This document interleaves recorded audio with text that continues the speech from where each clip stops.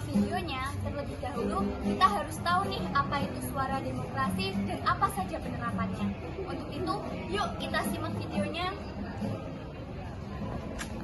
Demokrasi adalah sistem pemerintahan yang mengizinkan dan memberikan hak kebebasan kepada warga negaranya untuk berpendapat serta turut serta dalam mengambil keputusan di pemerintahan. Bagian selanjutnya adalah ciri-ciri demokrasi. Yang pertama, memiliki perwakilan rakyat.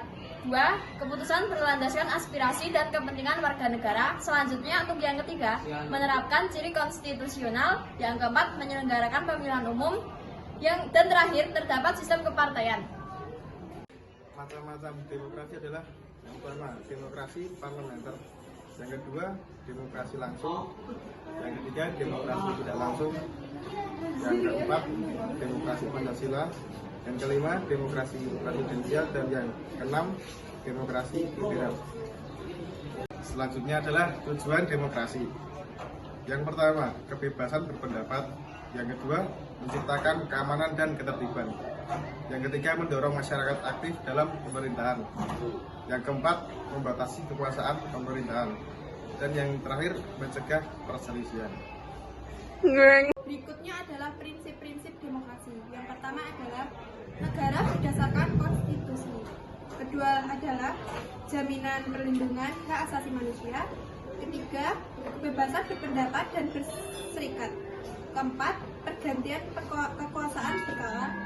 Dan kelima, peradilan bebas dan tak memihak. Setelah mengetahui apa itu suara demokrasi dan bagaimana penerapannya, yuk ikuti keseruan kita. Perkenalkan, kami dari kelompok 6 F22 SMA Negeri 2 Klayen. Di sini kami sedang melaksanakan kegiatan proyek Yang bertema Suara Demokrasi. Di sini kami akan mewawancarai Kak Irma Sari selaku pembina PMR SMA Negeri 2 Klayen. Yaitu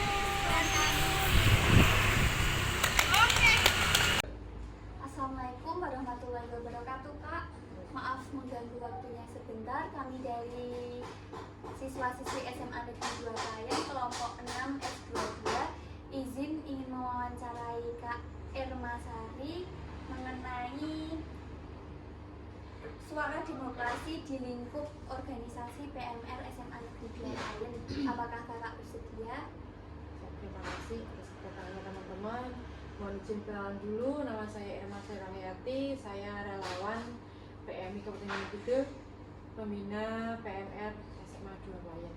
Insya Allah saya bersedia untuk diwawancarai. Monggo bisa dilanjut. Saya Amelia Romanita.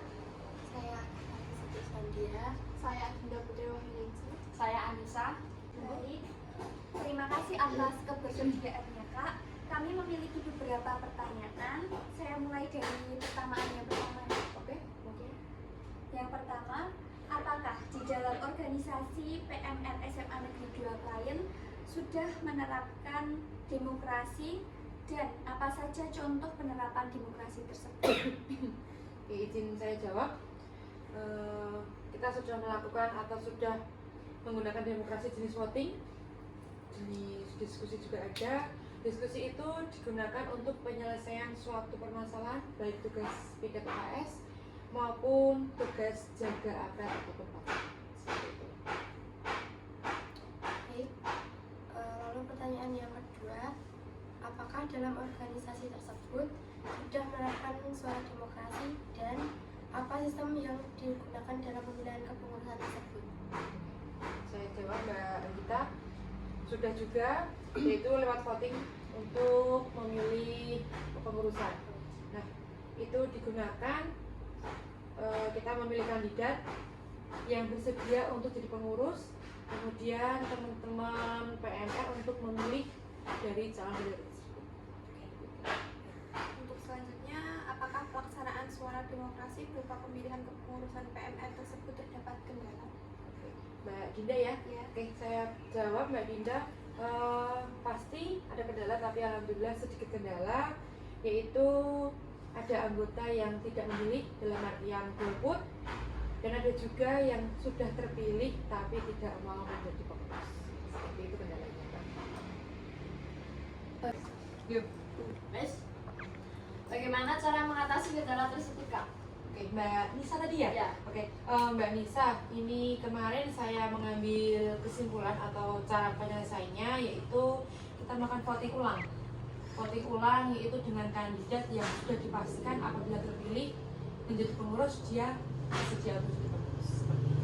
Baik, terima kasih. Sama-sama. Pertanyaan selanjutnya, faktor apa saja yang mempengaruhi kelancaran pelaksanaan pemilihan kepengurusan PMR, Kak? Oke, Mas Rai ya. Iya. Di sini laki-laki sendiri ya. Oke. Iya. Mas Rai kita jawab kemarin faktor yang memperlancar nggih, Iya. yaitu ketersediaan atau kesukarelaan kandidat untuk menjadi pengurus serta anggota PMR yang bersedia memilih dalam kandidat itu. Seperti itu faktor kelancarannya. Makasih. Sama-sama. Pertanyaan terakhir, Kak. Oke. Apa syarat atau kriteria yang harus dimiliki oleh siswa agar bisa bergabung atau terpilih menjadi anggota PMR? Oke, Mbak Sensar ya.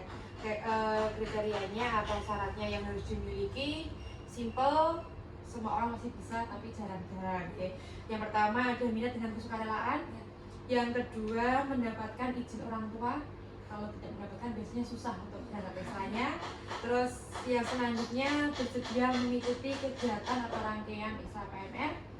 Yang terakhir usia minimal 15 sampai 17 tahun itu di tingkat PMR IRA dalam artian tingkatan SMA sederajat itu syarat kriterianya seperti itu. Ada lagi? Mungkin cukup. Oke. Oke, cukup. Baik, terima kasih atas waktu yang telah kakak luangkan. Kami rasa wawancara hari ini pertanyaan dan jawabannya sudah cukup. Terima kasih dan kami mohon maaf apabila terdapat kesalahan dan salah kata yang kami gunakan. Terima kasih, Kak. Wassalamualaikum warahmatullahi wabarakatuh. Waalaikumsalam warahmatullahi wabarakatuh. Sekian video dari kami, semoga bermanfaat dan terima kasih. Bye-bye.